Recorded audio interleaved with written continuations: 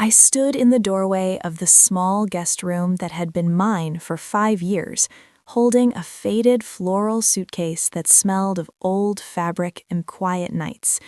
At 75, my hands were not shaking from age. They were shaking from the words that had just been spoken to me downstairs. Valerie Townsend had said it while pouring champagne into tall crystal glasses.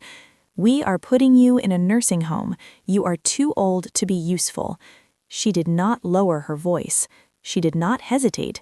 She said it the way someone talks about throwing out an old couch. My son, Grayson, stood behind her, staring at the marble floor of the house I had helped him buy, the same floor I had cleaned on my knees when the movers left dirt behind. He did not look at me. He did not tell her to stop. "Mom, it is for the best," he muttered. "You will have people your age, activities, a nice place." A nice place? Downstairs, I could hear laughter.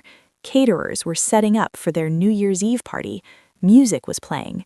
Valerie had told me earlier that it would be adults only this year. I now understood what that meant. It meant me. I had been given a sandwich on a paper plate and told to eat in my room so I would not be in the way. I looked around that small space. My late husband's photo on the nightstand, my teaching certificate stacked in a drawer, the quilt my mother had sewn for me. This was all that was left of a life that had once been full. They did not want me here, and I suddenly realized something even worse. They had already decided. I was not being asked. I was being removed. So I closed my suitcase, and for the first time since my husband died, I chose myself. Before I became the quiet woman in the spare room, I was someone. My name was Margot Hayes, and for 37 years I was a kindergarten teacher in a small public school just outside the city. I had spent my life tying shoes, wiping tears, teaching children how to read their first words and believe in themselves. I married young. My husband died young. That left me with a little boy and a lot of responsibility. Grayson was 5 when his father passed, and from that moment on, it was just the two of us. I worked full-time during the day and tutored at night so he could have everything he needed. I packed his lunches, I helped with homework, I sat in metal folding chairs at every school play and baseball game. He was my whole world. When Grayson grew up, went to college, and started his career, I was proud of him in a way only a mother can be. When he married Valerie, I welcomed her with open arms. I thought I was gaining a daughter. After my husband died, Grayson told me I should not be alone. He said it made sense for us to live together. He and Valerie were buying a big house in Silver Creek Estates, and he asked if I could sell my small home to help with the down payment. He said it would be our home, not just theirs. So I sold it. I gave him the money. I moved into their guest room, believing family meant safety. At first, things were fine. I cooked, I cleaned, I helped with the boys when they were little. I felt useful. Then slowly, something changed. Meals became separate. They ate in the dining room while I ate in my room. Valerie would host friends and ask me to stay upstairs so I would not embarrass her. My things started disappearing. A sweater here, a book there. She said they were cluttering the house. The boys grew older and stopped wanting to hug me. Valerie told them I was old-fashioned and awkward. Grayson became distant, busy, always tired. I learned to keep my voice low, to walk softly, to take up less space. Usefulness became my rent. If I cooked, if I cleaned, if I stayed out of the way, I was allowed to stay. I did not realize until that night how completely I had been erased. There was one thing Grayson and Valerie never knew about me. One thing I had kept to myself for years, not out of greed, but out of instinct. My parents had left me a small cottage in a town called Maple Ridge when they passed away. It was 2 hours north, quiet and forgotten. I had not been there since their funeral. Life had moved on. Grayson had needed me. Then Valerie had needed space. So I never mentioned it. Some part of me had known even back then that I should keep one thing that was mine, one place that could not be taken, redecorated, or turned into something I no longer recognized. I also had a small savings account, about $3,000 birthday checks from my late sister, a few dollars I had quietly put aside from my Social Security. Grayson did not know about that either. It was not much, but it was enough to start over. I packed only what I could carry: a few clothes, my mother's quilt, old photographs, a small wooden box that held my wedding ring, and the last card my husband ever gave me. The hardest part was the note. I did not write anything cruel, just the truth. I will not be a burden anymore. Please do not look for me. I left it on the bed and walked out of the house while Valerie was arranging flowers for her party. No one saw me leave. No one tried to stop me. The bus station was almost empty. Cold, fluorescent lights buzzed overhead, turning every face pale and tired. A digital clock on the wall blinked and read numbers: 10:12.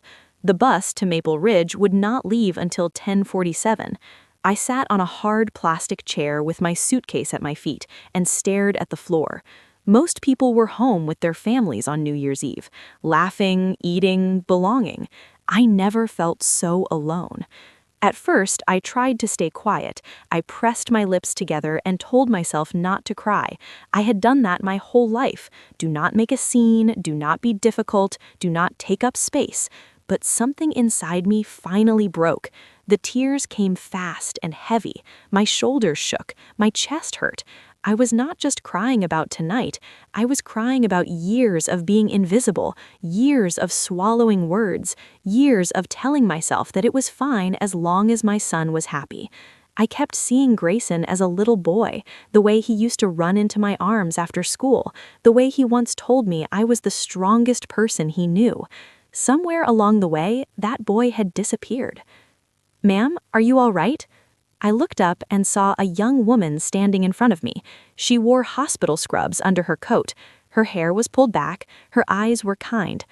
"I am fine," I said automatically. It was a lie. "You do not look fine. Can I sit with you?"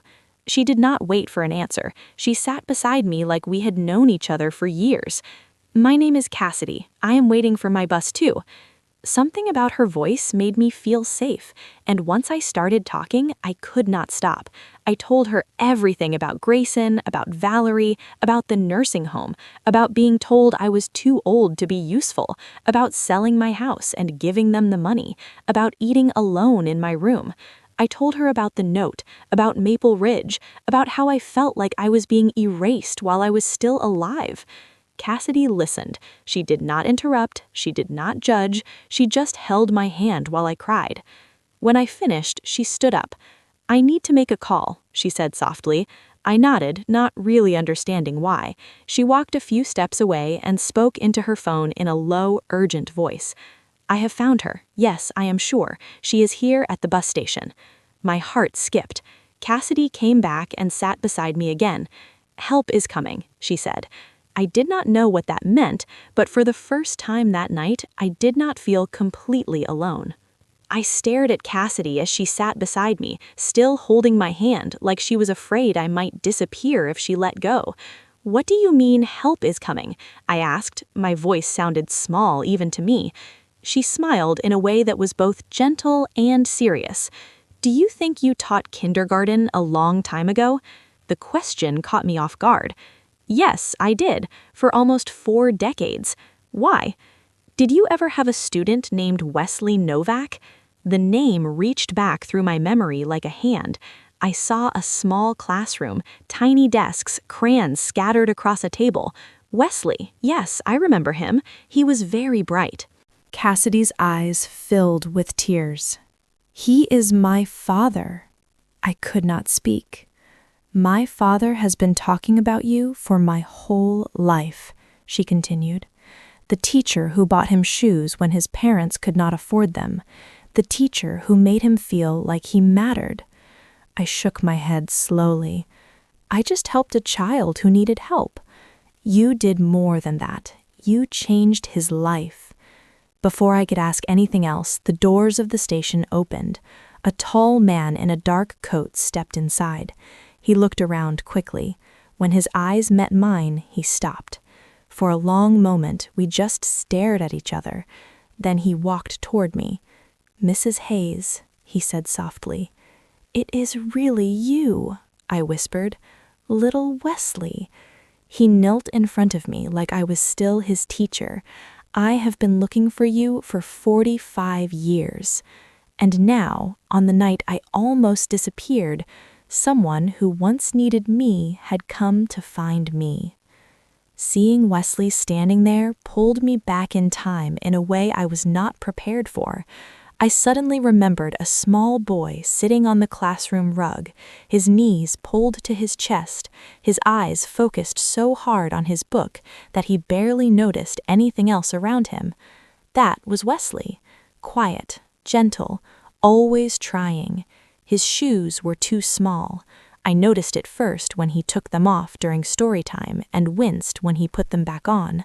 The soles were worn thin. There were holes in the sides. His winter coat was just as bad, barely warm enough for the cold mornings.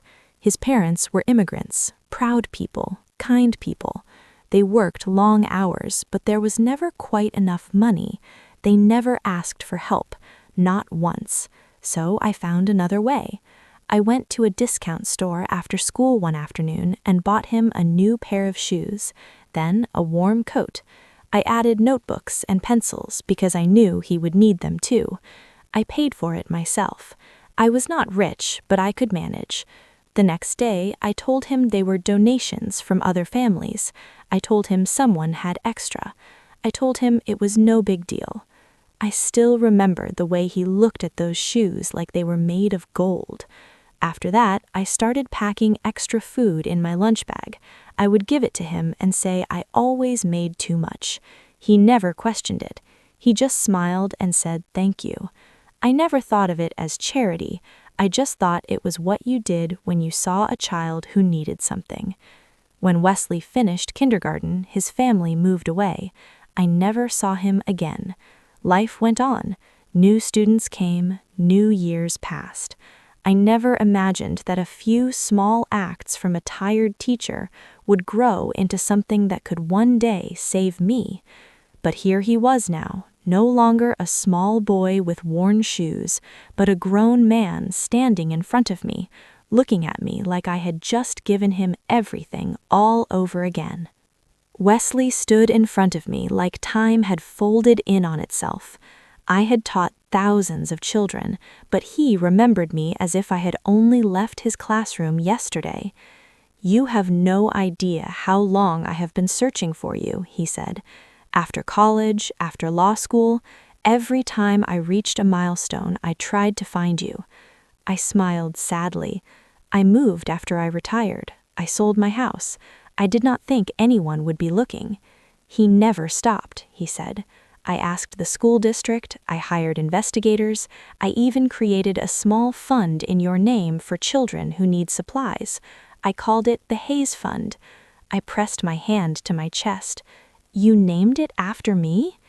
"You changed my life, Margot.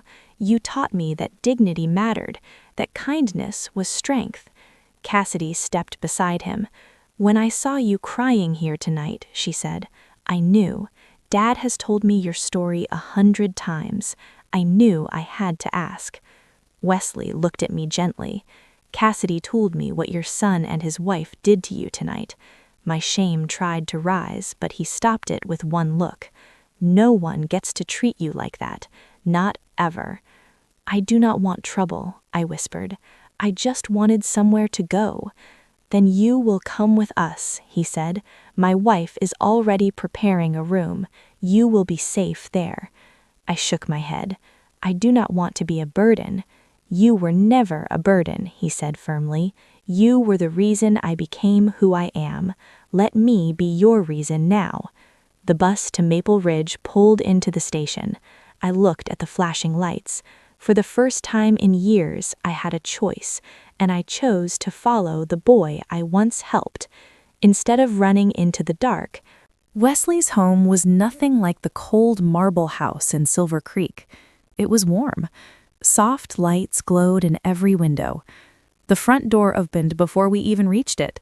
A woman with silver threaded through her dark hair stepped out and hurried toward us. "This must be Margot," she said, pulling me into a hug. "I am Rosalind. Welcome home." No one had said those words to me in years. Inside, the house smelled of real food and clean laundry, not the sharp artificial scent Valerie loved. Children's drawings covered the refrigerator. Family photos filled the walls. Cassidy's children ran into the room, Jasper and Fiona. They stared at me with open curiosity. "So you are the teacher who saved Grandpa?" Jasper said. I laughed softly. "I just bought him shoes." Rosalind set a bowl of soup in front of me. "Eat. You look like you have not been fed properly in a long time." And she was right. As I ate, I realized something simple and powerful. No one was rushing me. No one was annoyed by my presence. No one was asking me to stay out of the way. And at the table, Wesley watched me carefully. "You are safe here," he said. "No one will ever force you into anything again." Tears filled my eyes. For the first time in a very long time, I believed him. Later that night, after the children were asleep and the house had grown quiet, Wesley sat with me at the kitchen table. "Margot," he said gently, "I need to talk to you about something important." I nodded, my hands wrapped around a warm mug. What Grayson and Valerie did tonight was not just cruel. It was not just unkind. It was illegal. I looked at him, confused. No one can put you in a nursing home without your consent unless a court decides you are unable to make your own decisions. You are alert, you are healthy, you are fully capable of choosing where you live. My chest tightened. Then he asked me questions. "Did Grayson put your name on the house deed when you sold your home to help them buy it?" I did not know. "Does he control your bank account and Social Security payments?" "Yes." "Does Valerie monitor what you spend?" Wesley wrote everything down. "Margot," he said finally, "what you described fits a pattern called elder financial and emotional abuse." The word abuse felt heavy. You were isolated, your money was controlled. You were made to feel like a burden so you would not resist. I wanted to argue, to defend my son, but I could not. Wesley met my eyes. "I am not saying Grayson is a monster. I am saying he let someone turn you into something you never were." "What do you want me to do?" I asked quietly.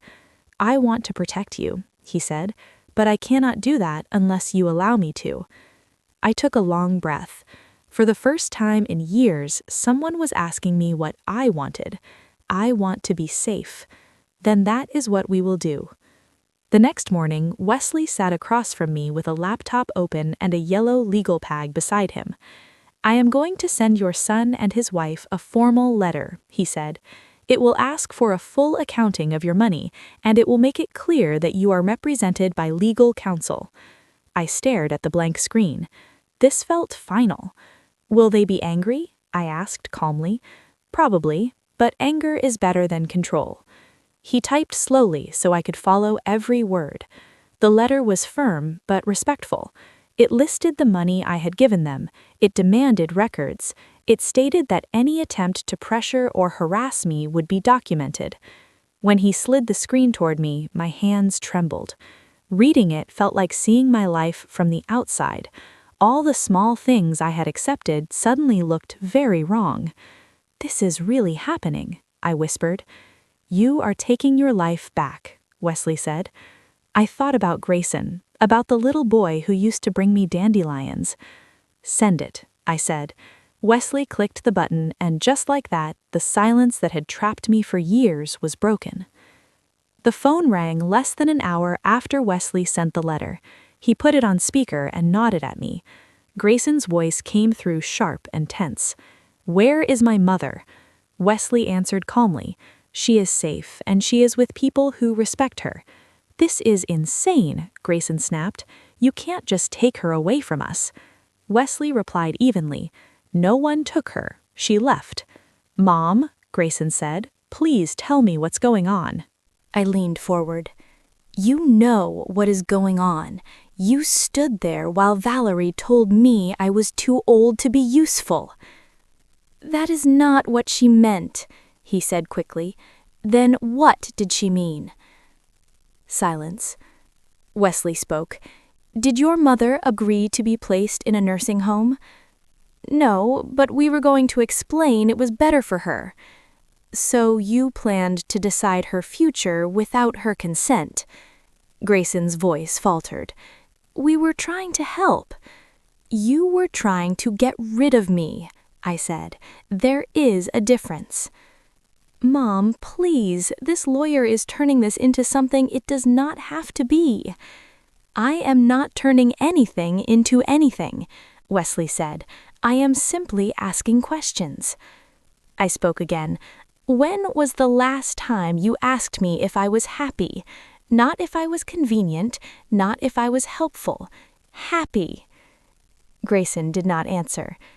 "I sold my home to help you. You never put my name on the house. You let Valerie throw away my things. You let her talk about me like I was not there." "Mom, I am sorry," he said weakly. "Sorry for what?" "For how it happened. That is not an apology," I said. Wesley ended the call gently but firmly. "You have 10 business days to provide the financial records," he told Grayson. "Further communication will go through my office." The line went dead.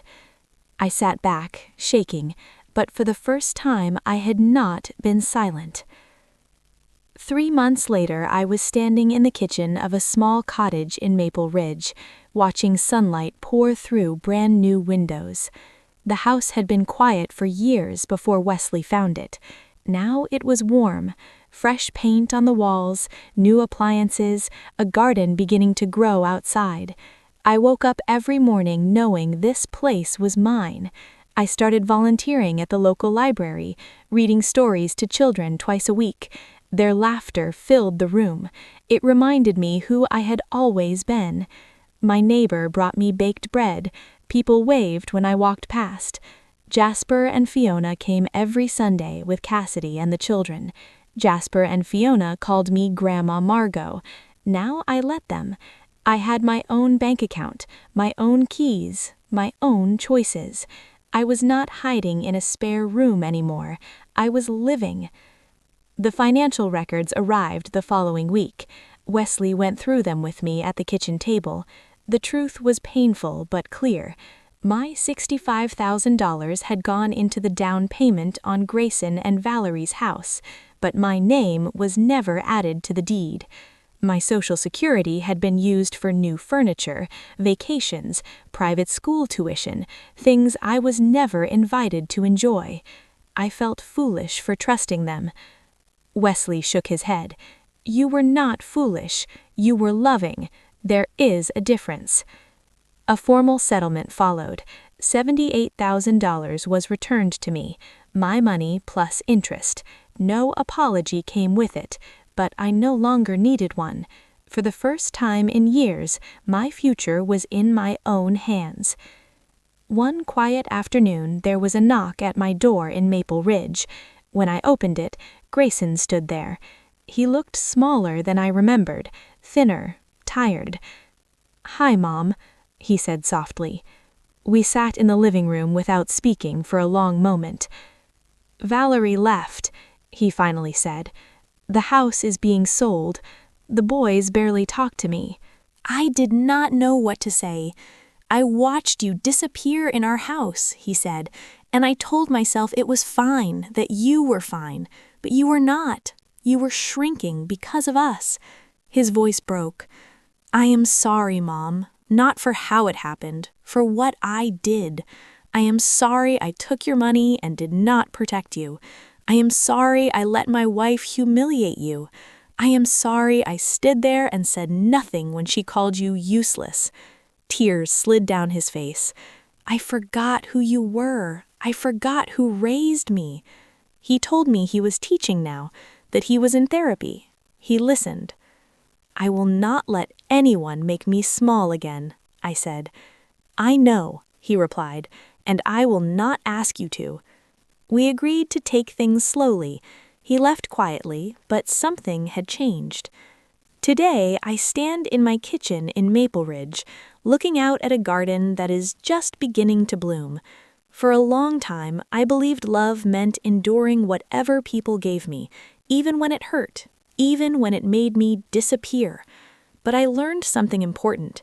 Dignity is not something you earn by being useful. It is something you are born with. Being old does not make you disposable. Being quiet does not make you invisible. Being kind does not mean you deserve to be taken advantage of. Sometimes the people who try to put you away are the ones who are afraid of what you represent, a reminder of their own failures, their own lack of loyalty. And sometimes the smallest kindness you ever gave comes back decades later to save you when you need it most.